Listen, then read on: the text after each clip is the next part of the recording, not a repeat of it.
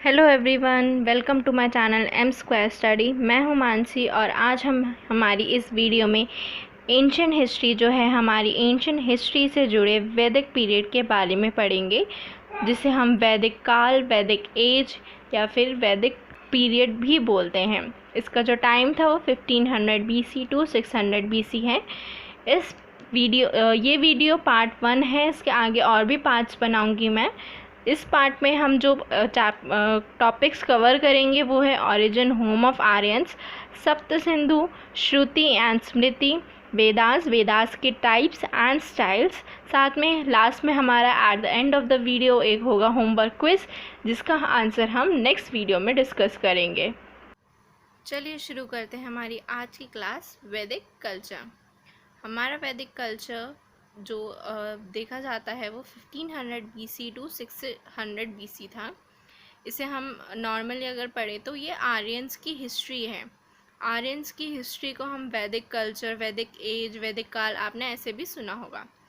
तो सबसे पहले हम इसमें ये देखते हैं कि एक्चुअली में जो आर्यंस थे हमारे, हम काफ़ी इसको टीवी सीरियल्स में भी आप सुनते होंगे, महाभारत वगैरह में, कि आर्यवर्त, आर्यपुत्र वगैरह करके नॉर्मली उसमें बोला जाता है।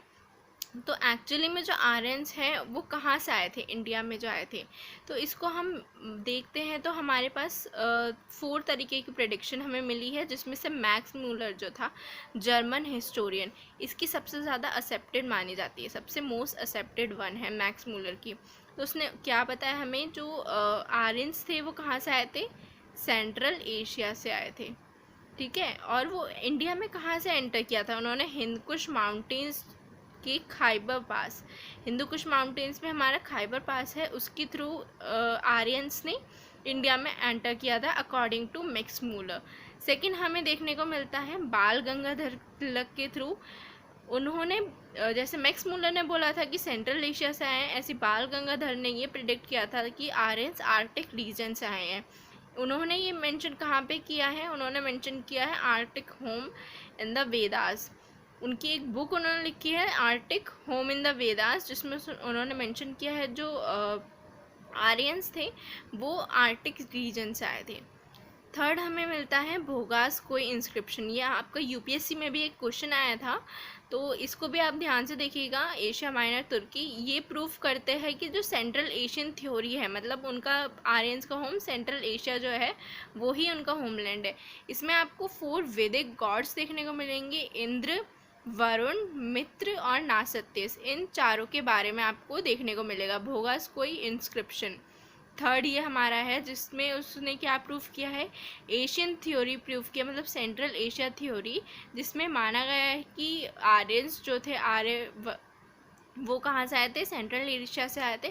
साथ ही इसमें आपको उसमें अगर आपसे क्वेश्चन पूछा जाता है कि इन चारों गॉड्स के बारे में किस में इंस्क्रिप्शन में प्रोवाइड किया गया है, तो वो है भोगास कोई इंस्क्रिप्शन। या फिर भोगास कोई इंस्क्रिप्शन में आपको पूछा जाएगा कि किन किन गॉड्स के बारे में है वैदिक गॉड्स, तो वह इंद्र, वरुण, मित्र और नासत्यास। इसके अलावा एक जैन अवस्था है, अवस्था भी इसको हम बोलते हैं, जो होली बुक है ईरान की, जो उनका कल्चर था उसको क्या बोलते थे, जोरास्ट्रियन बोलते हैं। ये उसमें कहाँ से बताया गया है कि आर्यंस कहाँ से आए हैं, ईरान से आए हैं। ओके, तो हमने हमारी 4 ये प्रिडिक्शंस देखी हैं, जिसमें से सबसे ज़्यादा मैक्स मूलर की मानी जाती है, जो जर्मन हिस्टोरियन था। तो Max according to Max Muller ये माना जाता है कि आर्यन सेंट्रल एशिया से आए हैं। बाल गंगाधर तिलक की तरफ से बोला जाए तो वो ये भी बोलते हैं कि नॉर्थ पोल, मतलब आर्टिक रीजन या नॉर्थ पोल, कुछ भी आपसे पूछा जा सकता है। तो आर्यंस कहाँ से आए हैं, from Arctic region according to Bal Gangadhar तिलक। उन्होंने ये बुक बुक में मेंशन किया है, बुक उनकी है Arctic home in the Vedas.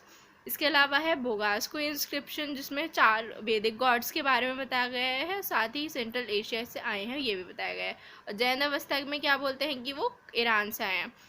अब जब आर्यंस एंटर कर गए हैं इंडिया में, तो सबसे पहले वो एंटर करके कहाँ पे रहते हैं, सबसे पहले वो ड्यूरिंग अर्ली वैदिक, हमारे जो वैदिक कल्चर है उसको 2 पार्ट्स में डिवाइड किया गया है, अर्ली वैदिक एंड पोस्ट वैदिक। उसको आप पोस्ट वैदिक बोल सकते हैं, आफ्टर वैदिक बोल सकते हैं। फर्स्ट अर्ली वैदिक जो है उसको ऋग वैदिक पीरियड भी बोला जाता है। ठीक है। सबसे पहले जो वो आते हैं इंडिया में, तो वो एक एरिया में रहते हैं जिसको सप्त सिंधु, सप्त सिंधव, लैंड ऑफ सेवन रिवर्स, या ऐसे कुछ भी, मतलब सेवन रिवर्स का जहाँ पे नाम आता है, सप्त सिंधव या सप्त सिंधु। इसको कुछ भी आपसे क्वेश्चन पूछा जा सकता है ऐसे। कई बुक में आपको सप्त सिंधु मिलेगा, कहीं सप्त सिंधव मिलेगा, कुछ भी मिलेगा। Okay, region of seven rivers भी बोला जा सकता है।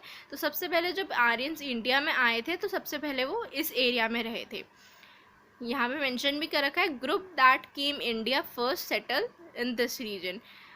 रीजन कौन सा था? वो फ्रंटियर प्रोविंस था और पंजाब था, या फिर हम उसको ऐसे भी बोल सकते हैं जो ईस्टर्न अफगानिस्तान एरिया था और मॉडर्न पाकिस्तान और पंजाब का। अब पहले तो पाकिस्तान इंडिया एक ही था इस टाइम पे, तो वो इस एरिया में आके रहे थे। अब सेवन रिवर्स हमारी कौन सी थी? सेवन रिवर्स थी हमारी, सबसे पहले थी इंडस।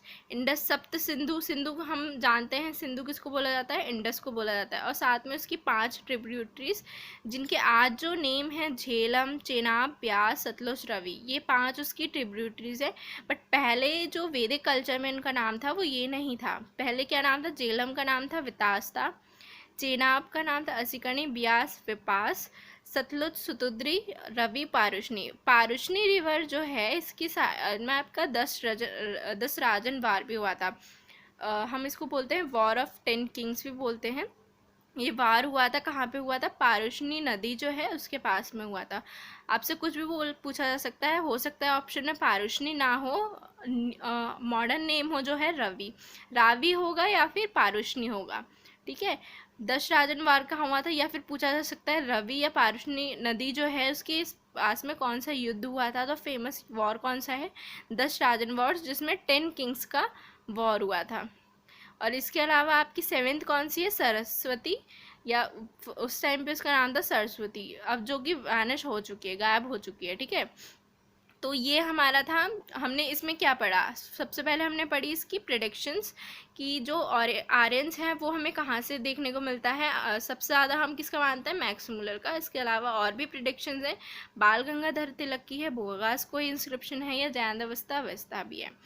और सबसे पहले वो आके कहाँ पे रहे आर्यंस? जब सेंट्रल एशिया से आए इंडिया में, तो वो इस रीजन में रहे थे, और उसको सप्त सिंधु, सप्त सिंधव, लैंड ऑफ सेवन रिवर्स भी कहा जाता है। ओके, और ये आपकी रिवर्स हैं। रिवर्स का पुराना नाम पूछ के न्यू नेम भी आपसे पूछा जा सकता है, या फिर रवि पारुष्णी के साइड में कौन सा युद्ध हुआ था, या 10 राजन वॉर कहाँ हुआ था, वो भी पूछा जा सकता है। ठीक है,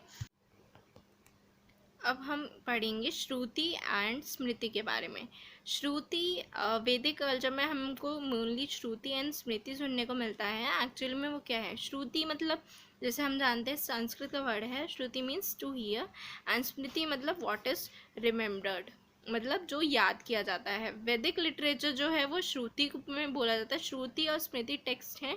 वैदिक लिटरेचर श्रुति का पार्ट है, और स्मृति हमारा लिटरेचर ऑफ वैदिक ट्रेडिशंस है। जो हमारा वैदिक कल्चर आता है वो वैदिक लिटरेचर में आता है। तो सबसे पहले हम इसे पढ़ेंगे। अब इसमें हमारा वैदिक लिटरेचर्स में हमारा जो टेक्स्ट आता है वो है वेदास। वेदास हमारे 4 तरीके के होते हैं, 4 स्टाइल्स में लिखे गए हैं। मतलब सबसे पहला है समितास, फिर है ब्राह्मण्स, फिर लिखे गए अनन्यास, और लास्ट में द उपनिषद्स आते हैं। वेदास को अपौरुषीय या नित्य भी कहा जाता है। अपौरुषीय मतलब कि वो मैन ने नहीं बनाया, उनको जो लिखा है वो मैन ने नहीं लिखा है। और नित्य मतलब वो एग्जिस्टिंग इन ऑल एटर्निटी, मतलब हर किसी में एग्जिस्ट करते हैं।